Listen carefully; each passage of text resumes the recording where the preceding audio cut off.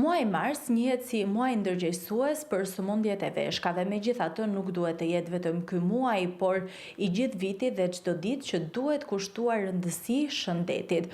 Por do të flasim sot konkretisht me mjeken nefrologe Marsida Duli, e cila do të na tregojë më tepër mbi kujdesin që duhet treguar për veshkat, por gjithashtu edhe statistikat dhe të prekurit, të cilët janë në Shqipëri, por edhe në terma më të gjerë. Doktorish Marsida Duli, ju falenderoj që pranuat të jepni këtë intervistë për Syri Televizion, edhe që na informoni mbi të gjitha për sëmundjen e veshkave, cila është një sëmundje që sipas statistikave është në rritje apo në rënje?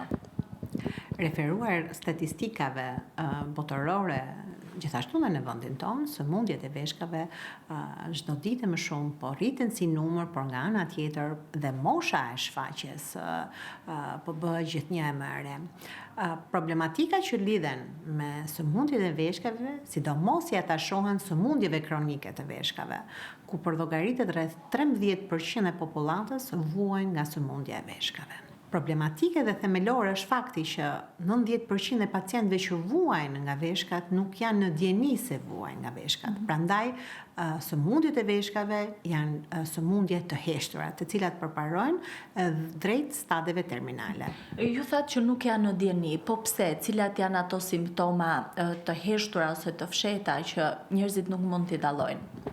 Në fazat e para të sëmundjes së veshkave, ato janë pa shenja klinike. Pacienti nuk ka ankesa. Në këtë mënyrë, fillimi dhe shfaqja e shenjave bëhet atëherë kur kemi të bëjmë me instalimin dhe me përparimin e sëmundjes kronike të veshkave, që do të thotë që pacienti ka nisur një rrugëtim drejt stadeve terminale të sëmundjes dhe ka nevojë për një terapi zëvendësuese të veshkës.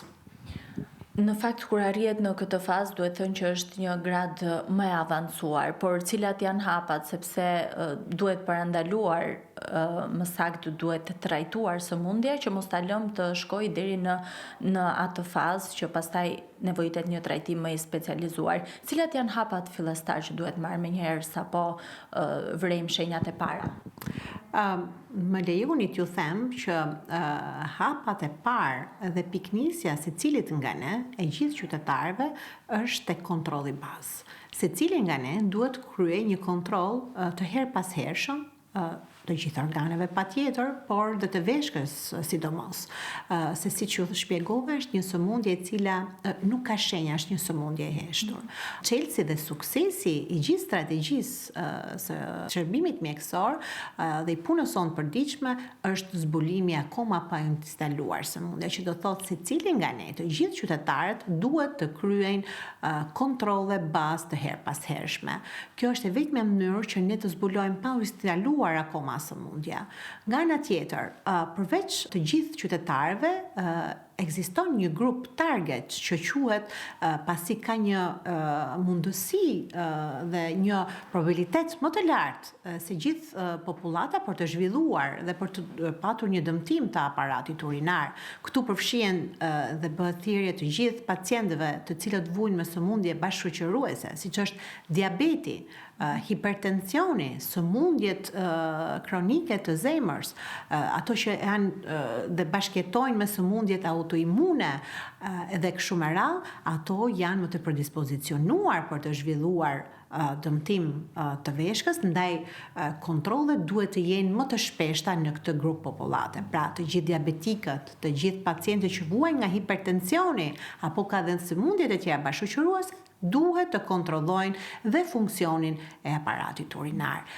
Pikërisht zbulimi i hershëm dhe nëse kjo sëmundje është instaluar dhe është në fazat e hershme, ne mund të parandalojmë fillimin e dializës me 10 deri në 15 vite. Ju thatë pak më parë që është ulur edhe mosha, pra janë grup mosha më të reja, ato të cilët po preken gjithnjë më shumë nga sëmundja e veshkave. Për çfarë arsye ndodh kjo? Arsye është shumë dimensionale, ka shumë faktor, duke filluar në radhë të parë që nga fillimi më i hershëm i sëmundjeve bashkëshoqëruese, ne çdo herë më shumë kemi pacientë të ri të cilët vuajnë nga obeziteti, pacientë të ri që vuajnë nga diabeti, pra në fillesat e hershme në mosha akoma më të reja, qoftë ai diabeti tip par apo i tipit të dytë, hipertensioni po shfaqet çdo herë më mosha më të reja, po nga ana tjetër edhe ndotja globale, metalet e rënda, produktet ushqimore të pakontrolluara, stili abuziv i jetesës, nga alkooli, duhani, bëjnë dhe janë faktor shumë të rëndësishëm në shfaqjen e dëmtimit të veshkave në mosha gjithnjë më të reja. Pra ka të bëjë shumë stili jetesës, por edhe mënyra e ushqyerjes. Prandaj edhe të rinj duhen sensibilizuar që të ushqehen më shëndetshëm edhe të kenë një stil jetese më të shëndetshëm apo jo? Jo vetëm të rinjt, edukimi për stilin e jetesës duhet të fillojë që në bankat e shkollës. Kjo mund të organizohet nga vetë institucionet arsimore, mund të vendoset theksi në orët edukative, në orën e biologjisë, mund të ketë pjesëmarrje aktive të stafeve mjekësore për të edukuar të gjithë qytetarët, jo vetëm me stilin e jetesës, por edhe me parandalimin e shumë sëmundjeve, duke nisur dhe ato të aparatit urinar, që janë shumë kryesore në rastin konkret, duke i edukuar ato mbi sasinë e konsumit të ujit, të mos mbajnë që në moshat fëminore urinën, njëkohësisht të edukohen me aktivitetin fizik, me një mënyrë dhe qasje mënyre të ushqyerit duke synuar drejt produkteve sa më të freskëta, jo të konservuara, jo të përpunuara, në mënyrë që të kemi një shëndet të mirë që në moshën e hershme. Ne fillimisht folëm në përgjithësi për të prekurit nga sëmundjet e veshkave, por konkretisht nëse flasim për vendin tonë, si janë statistikat, sa të prekur janë nga sëmundjet e veshkave? Vendi ynë nuk qëndron pas vendeve të Europës, në mbar botën, realisht 13% e popullatës është e prekur, shumë pacientë njëkohësisht realizojnë terapitë zëvendësuese renale si pasojë e dështimit total të funksionit të veshkave, qoftë përmes dializës peritoneale, transplantit, të cilat janë të vetmet forma të mbijetesës. Por, patjetër që pavarësisht mbijetesës, barra dhe kostoja e këtyre shërbimeve shëndetësore bie mbi gjithë sistemin tonë. Në Shqipëri sa adult janë të prekur? Në Shqipëri, për llogaritën rreth 1 ndër 7 qytetarë të vuajnë nga sëmundjet kronike të veshkave. Dhe paralelisht me rritjen e numrit të prekurve në veshka, rritet njëkohësisht dhe nevoja për terapi zëvendësuese renale përmes formave që ofrohen, siç është dializa, transplanti apo dializa peritoneale. Duke i krahasuar me vendet e tjera, mund të themi që janë shifra të larta këto të Shqipërisë? Patjetër, shifrat në Shqipëri relativisht vendeve të tjera janë më të larta dhe po rriten me hapa të qëndrueshëm. Çfarë këshilla mund të jepni ju si mjeke në mënyrë që të parandalohet, sepse ndonjëherë ky është edhe kurimi më i mirë që mund të bëhet për sëmundjet? Këshilla ime kryesore dhe është një thirrje në rastin konkret është që secili nga ne të kryej kontrolle bazë, përfshi këtu një analizë të thjesht urine dhe gjaku, kreatinemizë dhe azotenemizë do na jepte një informacion mbi funksionin e veshkës sonë. Gjithë pacientët që vuajnë nga sëmundjet bashkëshoqëruese duhet të kenë një kontroll akoma më rigoroz, por nga ana tjetër secili nga ne duhet të qasi sjellje të shëndetshme, stil jetese të shëndetshme dhe nga ana tjetër të gjithë qytetarët nuk duhet të vetmjekohen. Ato nuk duhet të trajtohen sipas eksperiencës së njohurve të tyre apo informacioneve që marrin në internet. Doktoresha, ka ndonjë klasë medikamentesh të cilat ju e vëreni që abuzojnë pacientët dhe ndoshta edhe në mënyrë të pavetdijshme apo sikurse thatë ju që e marrin nga eksperiencat e të tjerëve, sepse çdo eksperiencë dhe çdo trajtim duhet të jetë personalizuar. personal. Cilat janë këto medikamente nëse do t'i veçonit?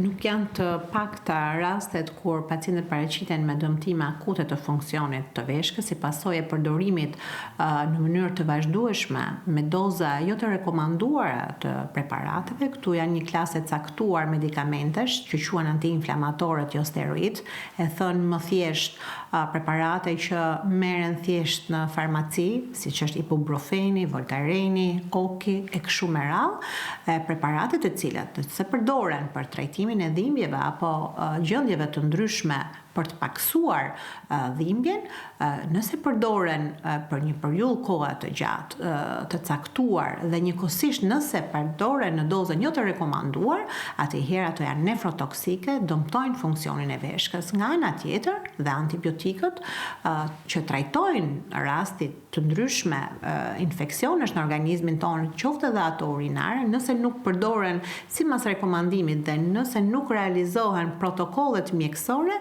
patjetër që kanë efekte të dëmshme në veshkë dhe deri në dëmtim akut të funksionit të veshkës. E rëndësishme është që çdo shenjë, qoftë minimale qoftë ajo, duke filluar nga një urinim më i shpeshtë, një djegje urinare, apo enjtë i gjymtyrëve, rritje e shifrave të presionit arterial, menjëherë duhet marri me konsult me mjekun nefrolog. Unë falenderoj shumë për të gjitha informacionet edhe shpresojmë që të shërbejë edhe si një ndërgjegjësim për të gjithë qytetarët. Kënaqësi.